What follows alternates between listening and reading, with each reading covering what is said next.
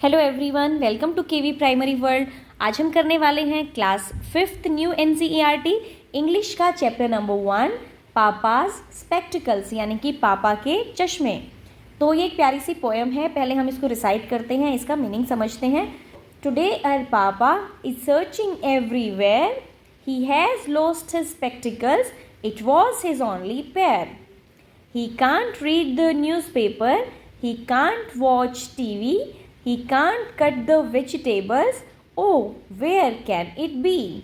He checked inside his pockets, he glanced under his chair, he searched near the window, he looked everywhere. I told him, "Stop, Papa." I went up close and said, "Papa, your spectacles are right there on your head." तो एक बहुत ही प्यारी सी poem है। चलिए अब इसका हम meaning समझते हैं।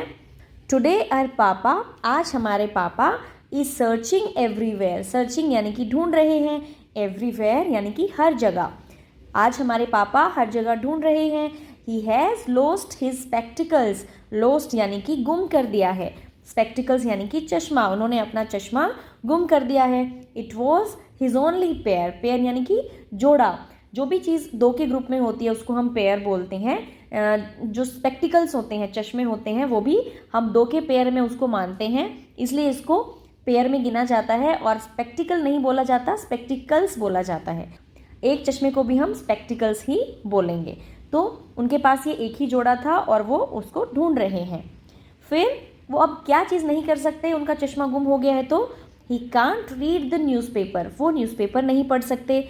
ही कांट वॉच टीवी, वो टीवी भी नहीं देख सकते क्योंकि उनको बिना चश्मे के नहीं दिखेगा। He can't cut the vegetables, वो सब्जियां भी नहीं काट सकते। ओह वेयर कैन इट बी, अरे ये कहाँ चला गया। वो ढूंढ रहे हैं अपना चश्मा, उनको मिल ही नहीं रहा और उस चश्मे के बिना वो बहुत सारी चीज़ें नहीं कर पाएंगे। ही चेक्ड इनसाइड हिज पॉकेट्स, उन्होंने इसे अपनी पॉकेट्स यानी कि जेबों में देखा। ही glanced under his chair, glanced यानी कि अच्छे से देखा, चेयर के नीचे, उन्होंने चेयर के नीचे भी नज़र मारी। ही सर्च्ड नियर द विंडो, उन्होंने खिड़की के पास भी देखा। ही लुक्ड एवरीवेयर, उन्होंने उसे हर जगह देखा लेकिन उनको चश्मा नहीं मिला। आई टोल्ड हिम, मैंने उन्हें बताया, टोल्ड यानी कि बताया। स्टॉप पापा, पापा रुकिए। आई वेंट अप क्लोज, मैं उनके पास गया। एंड सेड, और मैंने कहा, papa your spectacles are right there on your head, आपका चश्मा ठीक आपके सिर पर है।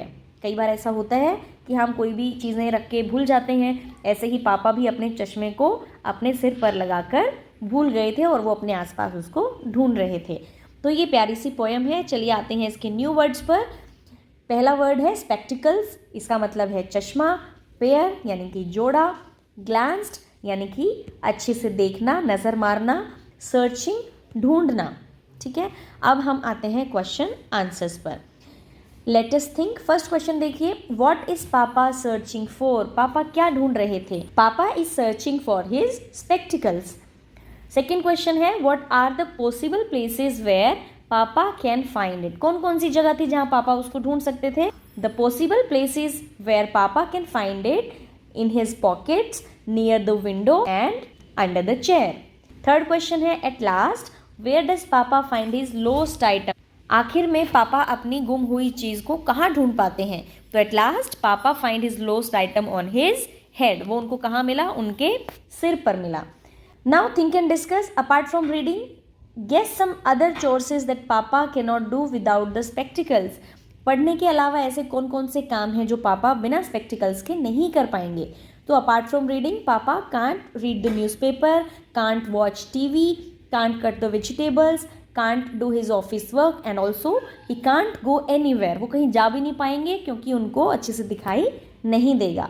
सेकेंड क्वेश्चन है, व्हाट मेक्स योर पापा हैप्पी, तो ये आप अपने पापा से पूछिए कि उनको क्या हैप्पी करता है।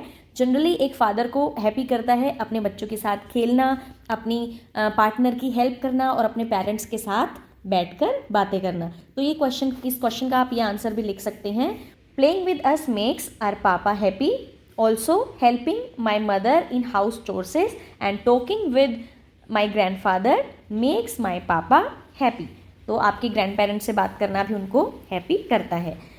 अब थर्ड पार्ट है make a list of things are instructed below. यहाँ पे देखो टेबल दी गई है, वो आपको फिल करनी है। क्या है? Things generally misplaced at your home. आपके घर में कुछ चीज़ें जो गुम हो जाती हैं, तो बहुत सारी चीज़ें हैं जो गुम हो जाती हैं, जैसे कई बार हमारे स्लीपर्स गुम हो जाते हैं, कई बार हमारे कपड़े गुम हो जाते हैं, कई बार आपके टॉयज़ गुम हो जाते हैं। ठीक है, तो इस तरह से आप यहाँ पर लिखेंगे कि आपकी कौन सी चीज़ें गुम हो जाती हैं और who helps in finding this misplaced things. और इन चीज़ों को ढूंढने में आपको कौन हेल्प करता है? हो सकता है आपकी मदर, आपके फादर, ब्रदर, सिस्टर या फिर आपके ग्रैंड पेरेंट्स भी आपकी चीज़ों को ढूंढने में आपकी मदद करते होंगे। तो ये आप अपने आप से इसको फिल करेंगे। How would you express your gratitude to them. क्या आप उनको अपना ग्रेटिट्यूड एक्सप्रेस करते हो? जब भी वो आपको आपकी चीज़ें ढूंढ कर देते हैं, तो क्या आप उनको थैंक यू बोलते हैं? तो हमें बोलना चाहिए, और यही एक तरीका है जिससे हम अपने ग्रेटिट्यूड को एक्सप्रेस कर सकते हैं। So we express our gratitude by saying them thank you and also by helping them in finding their things too. उनकी चीज़ों को भी ढूंढकर हम उनकी हेल्प कर सकते हैं और उनको अपना ग्रेटिट्यूड एक्सप्रेस कर सकते हैं। नाउ एक और टेबल है जहाँ पर बात की गई है things generally misplaced at your school. आपके स्कूल में कौन कौन सी चीज़ें मिसप्लेस्ड हो जाती हैं? कई बार हो सकता है आपकी बुक गुम हो जाए, कई बार आपकी नोटबुक गुम हो सकती है, ठीक है, आपका पेंसिल बॉक्स गुम हो जाता है, आप टीचर को बोलते हैं, ठीक है, या फिर आपकी कई बार पानी की बॉटल भी गुम हो जाती है। तो उनको ढूंढकर कौन देता है, कौन आपको हेल्प करता है? हो सकता है आपकी टीचर हेल्प करें, ठीक है, हो सकता है आपके फ्रेंड हेल्प करें। तो जो भी आपको उस आइटम को ढूंढने में हेल्प करता है उसका आप यहाँ पर नाम लिखेंगे।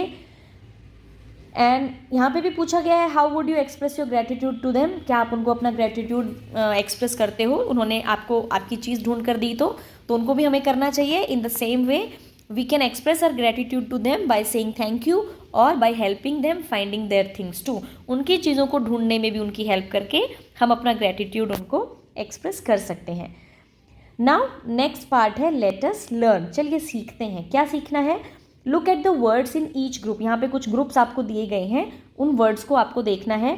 Arrange them in ascending order. देखो मैथ्स में हम करते हैं, असेंडिंग ऑर्डर का मतलब होता है स्मॉलेस्ट और लाइटेस्ट टू द बिगेस्ट और हैवीएस्ट, यानी कि पहले सबसे छोटा या सबसे हल्का आएगा और उसके बाद सबसे बड़ा। तो इस सीक्वेंस में हमें चीज़ों को अरेंज करना है, इसको हम बोलते हैं असेंडिंग ऑर्डर्स। नंबर सिस्टम हम मैथ्स में सीखते हैं, उसमें भी हम इसको यूज़ करते हैं। चलिए फर्स्ट क्वेश्चन देखते हैं। Towel, sari, handkerchief, bedsheet. सबसे हल्का क्या होता है?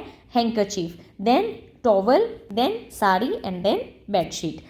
Again apple, strawberry, cherry, watermelon. सबसे छोटी होती है cherry, then strawberry, then apple and then watermelon. Then 29, 14, 91 and 47। सो पहले आएगा 14, 29, 47 एंड देन 91। अब कुछ बर्ड्स के नेम हैं। Hen, crow, sparrow, eagle. सबसे छोटी sparrow, then crow, then hen and then eagle. ठीक है। अब है ox, rabbit, elephant and squirrel. तो सबसे छोटा होता है squirrel, then rabbit, then ox and then elephant. इस तरह से आप इनको असेंडिंग ऑर्डर में लिखेंगे। Now write two examples more following the same patterns. यहाँ पे आप दो दो एग्जाम्पल्स और लिख सकते हो। जो भी हमने अभी देखा उनमें आप दो दो एग्जाम्पल्स और ऐड कर सकते हो। जैसे बेडशीट है तो वो सबसे भारी है, उससे भारी और क्या हो सकता है? जैसे ब्लैंकेट हम लिख सकते हैं, बेडशीट से भारी होता है। तो वाटरमेलन से हैवी क्या होगा? जैक फ्रूट जो होता है वो वाटरमेलन से हैवी होता है। तो इस तरह से फ्रूट्स को भी ऐड कर सकते हो, नंबर्स को ऐड कर सकते हो, बर्ड्स को, एनिमल्स को। ठीक है, इस तरह से आप इस सीरीज को कंप्लीट करेंगे। अब है नोट द फॉलोइंग फ्रेज। देखो यहाँ पे एक फ्रेज दिया है, अ पेयर ऑफ शूज़। ये हमने कहाँ देखा? अ पेयर ऑफ स्पेक्टिकल्स हमारे अभी चैप्टर में आया था। तो इसको हम ऐसे क्यों लिख रहे हैं? हम ऐसे क्यों लिखते हैं कि टू शूज़? ऐसे क्यों लिखते हैं अ पेयर ऑफ शूज़? जो भी चीज़ें ग्रुप में और दो के ग्रुप में यूज़ होती हैं उनको हम लिखते हैं अ पेयर ऑफ शूज़, यानी कि जूतों का एक जोड़ी। ठीक है। इसी तरह से नीचे आपको कुछ पिक्चर्स दी गई हैं और वहाँ आपको फिल करना है कि किस किस चीज़ की पेयर की बात की गई है। देखो यहाँ देखिए, सबसे पहले हमें दी गई है एक सीजर्स यानी कि कैंची। तो अ पेयर ऑफ सीजर्स, हम उसको सीजर नहीं लिखेंगे, हम लिखेंगे सीजर्स। ऐसे ही a pair of pants, a pair of spectacles, pair of socks, a pair of gloves and a pair of earrings and a pair of badminton. आते हैं नेक्स्ट पेज पर। Encircle the word that is spelled correctly. देखो हमने chapter अच्छे से पढ़ा होगा तो हम अच्छे से ढूंढ पाएंगे। कि कौन सा वर्ड सही लिखा है। फर्स्ट है वाटर, ये वाटर और ये वेटर, तो सही वाटर है, इसको सर्कल किया हुआ है। सेकंड पे है वेजिटेबल्स, इसमें डबल जी है, और इसमें वेजिटेबल्स, तो इसमें देखो ए है, ये रॉन्ग है, यहाँ पे ई आता है, तो ये हमारा सही हो जाएगा।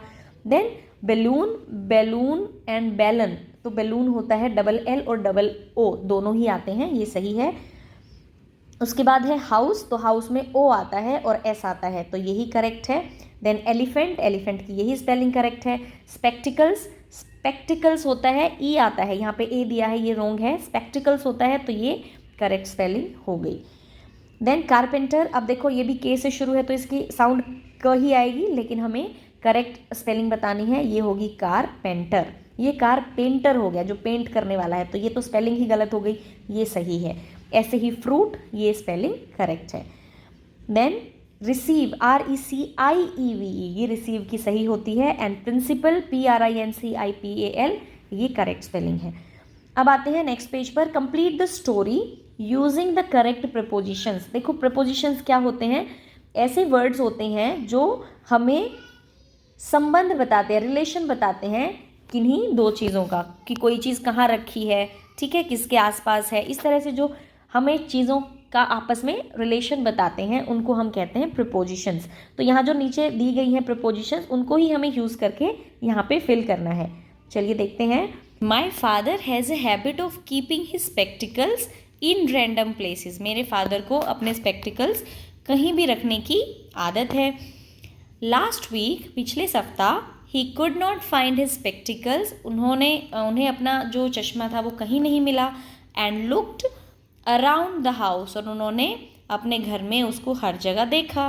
We check the big box, हमने बड़ा बॉक्स भी देखा। That reached above our waist, जो हमारे कमर से भी ऊपर तक आता था। My father looked for the spectacles among the newspapers, यानी कि जो न्यूज़पेपर है उसके बीच में भी देखा। केप्ट ऑन द टेबल, जो कि टेबल के ऊपर रखा हुआ था। ही कंटिन्यूड सर्चिंग फॉर 2 hours, उन्होंने लगातार इसे 2 घंटे तक ढूंढा। बिफोर फाइनली गिविंग अप, यानी कि हार मानने से पहले उन्होंने उसे 2 घंटे तक ढूंढा।